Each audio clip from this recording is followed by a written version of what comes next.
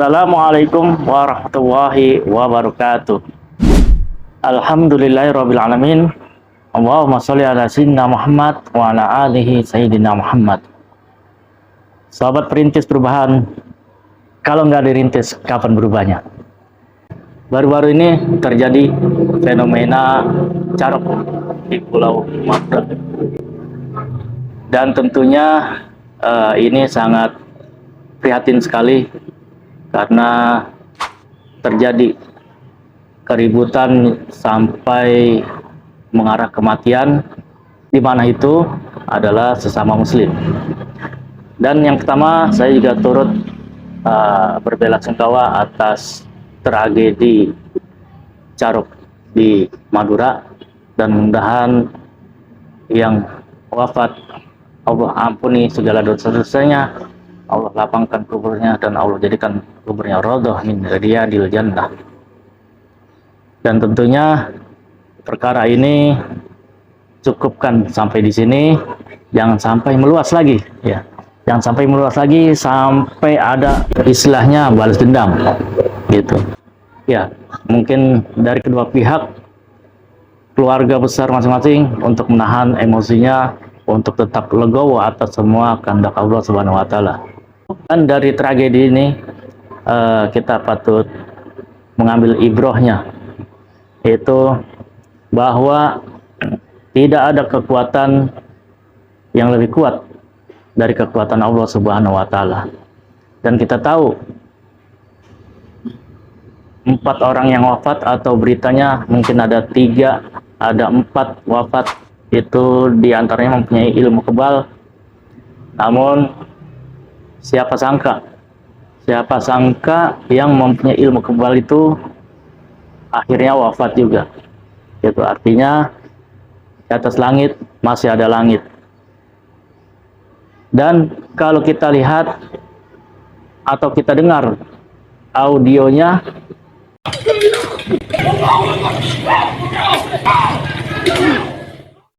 pada saat kejadian, salah satu yang dikeroyok adalah dengan mengucapkan kalimat takbir. Allahu Akbar, Allahu Akbar.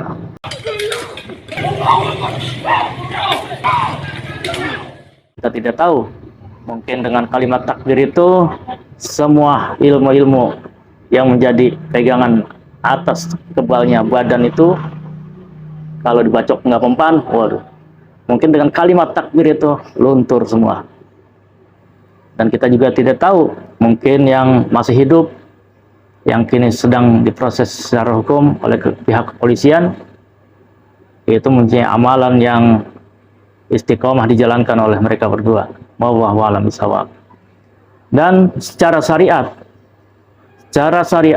ini memang tidak dibenarkan, karena saling membunuh sama muslim itu sama saja, ketika terbunuhnya satu muslim sama saja membunuh seluruh muslim.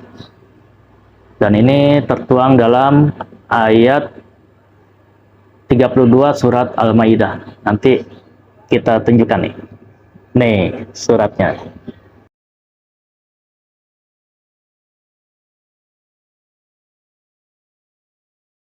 Dan selanjutnya, tentunya Madura adalah pulaunya para ulama. Karena kita tahu di Madura dulu ada ulama yang sangat karismatik, yaitu Syekhona Khalil Bangkalan Madura. Dan juga zuriyahnya pun sekarang masih ada. Dan juga santri-santrinya pun sekarang banyak banget. Yuk, untuk para kiai di sana, para santri di sana, para asatidz di sana, jangan pernah lelah untuk berdakwah demi menjaga marwah Pulau Madura.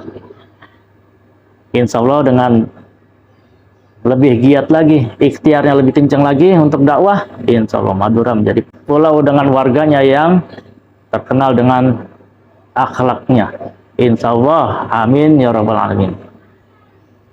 Dan ini menjadikan bukti bahwa hukum Allah adalah hukum yang terbaik, gitu. Karena apa?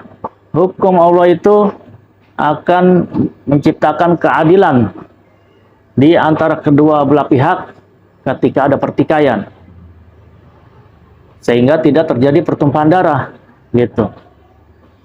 Sayangnya saat ini negara kita tidak menerapkan hukum syariat secara totalitas gitu. Dan kalau dalam perspektif Islam, ketika membunuh harus dibayar dengan dibunuh lagi. Nah, itu ada bab kisos, tapi nanti mungkin ada yang lebih pas untuk menjelaskan masalah kisos. Tapi ketika hukum Allah kita tegakkan, maka itu akan menjadikan efek jera terhadap semua perilaku tindak kriminal ataupun pembunuhan, pemerkosaan, semua akan ditindak secara adil dan menciptakan efek jera terhadap pelakunya. Sehingga pelaku itu atau orang lain akan mendapatkan, akan menerima, akan melihat efek jera dari mulianya hukum Allah ketika ditegakkan di muka bumi. Dan terakhir, kita tentunya tahu dalam surat Al-Maidah ayat 50, di situ Allah menantang manusia dalam hal berhukum. Jadi ada dua pilihan di situ, hukum Allah dan hukum jahiliyah. Baik, saya sebutkan. A'udzu billahi minasyaitonir rajim. Afa hukmal jahiliyati yabgun wa man ahsanu minallahi hukman liqaumin yuqinun. Apakah hukum jahiliyah yang kamu kehendaki atau hukum siapakah yang lebih baik daripada hukum Allah? Nah, di sini catatannya bagi orang-orang yang meyakini. Sobat Perintis Perubahan, jadi kita harus yakin terhadap semua hukum Allah. Karena udah pasti ketika hukum Allah ditegakkan, sudah pasti hukum Allah yang paling adil dan paling berkah untuk keduanya. Dan paling solutif untuk semuanya. Oke? Sobat Perintis Perubahan, tetap istiqomah untuk meyakini semua hukum Allah itu adalah yang terbaik dalam hati kita. Dan mudah-mudahan dari individu semuanya, sehingga tercipta secara komprehensif semua dari lapisan masyarakat yakin bahwa hukum Allah adalah yang terbaik, insya Allah. Oke, cukup sekian dari saya. Apabila ada kata-kata yang kurang berkenan, mohon dimaafkan, mohon dibukakan pintu maaf yang seluas-luasnya. Oke, akhirul kalam. Assalamualaikum warahmatullahi wabarakatuh. Perintis Perubahan, kalau nggak dirintis, kapan berubahnya?